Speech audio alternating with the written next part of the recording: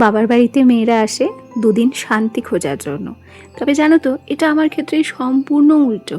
আমার বাবার বাড়িতে এলে শান্তির জায়গায় আমার যেন অশান্তি আরও দ্বিগুণ বাড়ে। কেন সেটা বলছি, চলো তার আগে নিজের পরিচয়টা দিয়ে নিই। নমস্কার, আমি রিমি। আজকে আমার আরও একটি মিনি ব্লগে তোমাদের অনেক অনেক ওয়েলকাম। বাবার বাড়ির সকাল মানেই হচ্ছে একটু দেরি করে ঘুম থেকে ওঠা। তবে আমার ঘুমটা সকাল সকালই ভেঙেছিল। ঘুম থেকে ওঠার পর রীতিমতো ফ্রেশ হয়ে নিয়েছি, কারণ কি সংসারের কাজ তো আমার নেই, দুদিন তো কাজে থেকে ছুটি নিয়েছি। আর এদিকে দেখো মা রান্না বসিয়ে দিয়েছে। আর আমাদের না মাটির উনুনেই রান্না হয়। এদিকে মা কি রান্না করছে কেউ বুঝতে পারছো? এগুলোকে কিন্তু আমরা তেলাকুচোর ডগা বলি। আর তেলাকুচোর কচি ডগাগুলো খেতে কিন্তু বেশ ভালো লাগে। যাই হোক, এখন কিন্তু চলে এলাম এ ঘরে। আর আমি না এসে এই ঘরটাতেই থাকি। বলতে পারো আমি যে কদিন এখানে থাকি এই ঘরটার পরিষ্কার পরিচ্ছন্ন করা থেকে শুরু করে সমস্ত দায়িত্ব আমারই থাকে।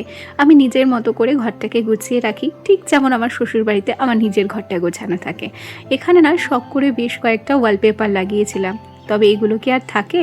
আমার বাড়িতে যে দুটো যন্ত্র আছে, আমার ছেলে এবং আমার বোনের ছেলে দুজন মিলেই না স্টিকারগুলোকে নষ্ট করেছে। আর বিছানা পরিষ্কার করার পর সুন্দর করে ঘরটাও মুছে নিয়েছি। আর এখন একটু ফ্রিজটাও পরিষ্কার করে দিচ্ছি।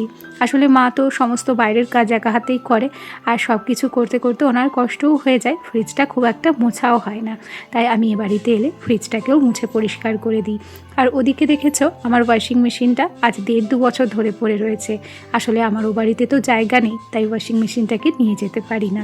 গল্প করতে করতে রান্নাও কমপ্লিট। মা আজকে রান্না করেছে ডিম সেদ্ধ, কুমড়ো ভাজা, সেই সাথে গতকালকের মাংস ছিল, মাসিবাড়ি থেকে দিয়েছিল একটু মুগের ডাল, আর আমাদের রান্না হয়েছিল হচ্ছে মাছ।